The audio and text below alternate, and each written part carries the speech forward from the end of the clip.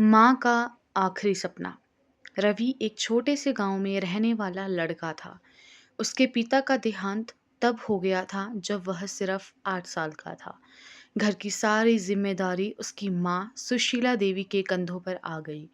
सुशीला देवी लोगों के घरों में काम करती थी।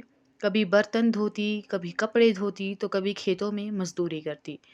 दिन भर की मेहनत के बाद भी घर में 2 वक्त की रोटी मुश्किल से बन पाती। लेकिन उनकी एक ही इच्छा थी, उनका बेटा पढ़ लिख कर बड़ा आदमी बने।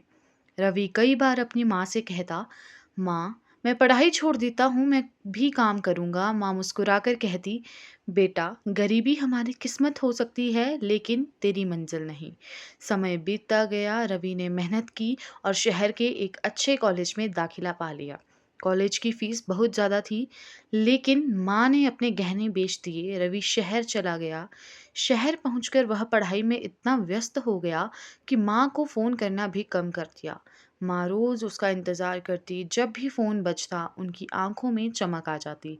लेकिन कई बार फ़ोन किसी और का होता। एक दिन माँ बीमार पड़ गई।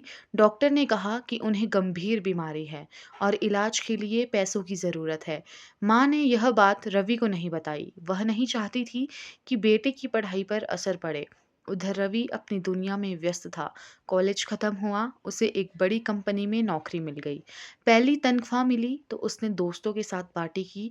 उस रात अचानक गांव से पड़ोसी का फोन आया, बेटा, जल्दी घर आ जाओ, तुम्हारी माँ की तबीयत बहुत खराब है। रवि अगले दिन गांव पहुंचा। घर के बाहर लोगों की भीड़ लगी थी।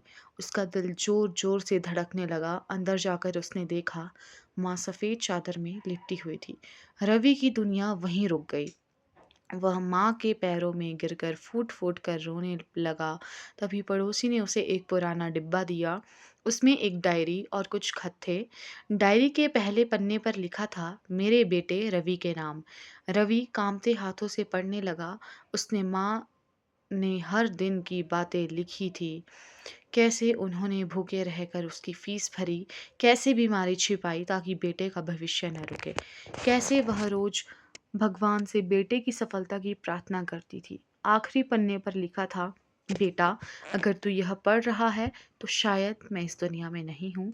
मुझे तुझसे कोई शिकायत नहीं, बस एक सपना था कि तुझे सफल होते देखूं।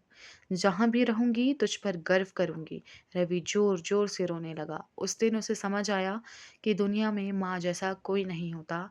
उसने नौकरी छोड़ने की बजाय और मेहनत की। हर साल गांव के गरीब बच्चों की पढ़ाई का खर्च उठाने लगा। उसने अपनी माँ के नाम पर एक स्कूल बनवाया। स्कूल के प्रवेश द्वार पर लिखा था, एक माँ का सपना कभी नहीं मरता। और जब भी कोई बच्चा उस स्कूल में पढ़ने आता, रवि को ऐसा लगता जैसे उसकी माँ मुस्कुराकर कह रही हो, देखा बेटा, मेरा सपना पूरा हो गया।